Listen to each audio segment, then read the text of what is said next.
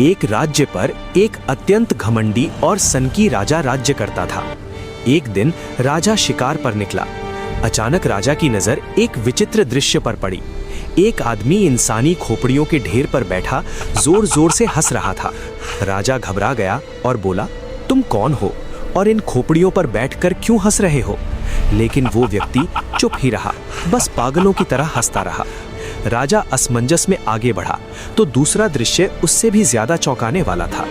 एक गधा राजा के सिंहासन पर बैठा था और जंगल के सारे जानवर उसके सामने सिर झुकाए खड़े थे। ये देख राजा दंग रह गया। ये कैसी मूर्खता है? एक गधा राजा कैसे बन गया?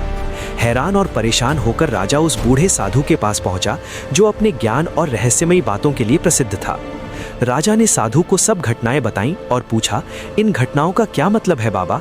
साधु मुस्कुराए और बोले, हे राजन, जिन खोपड़ियों पर वो व्यक्ति बैठा था वे उन कठोर और अत्याचारी राजाओं की हैं जो सत्ता के नशे में खुद को सर्वशक्तिमान समझने लगे थे, जो न्याय भूलकर अहंकार में डूब गए थे। धरती ने अब उनकी हड्डियां बाहर निकाल दी हैं ताकि संसार उनके अंत का कारण समझ सके। ये सुन राजा स्तब्ध रह गया।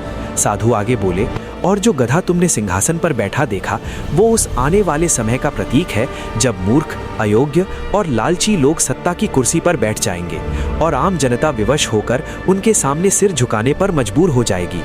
हे राजन, जब राज्य का शासक ही अहंकारी हो जाता है तो समय स्वयं उसे गिरा देता है, और जब योग्य लोग मौन हो जाते हैं तो अयोग्य लोग राज करने लगते हैं। राजा का दिल कांप उठा।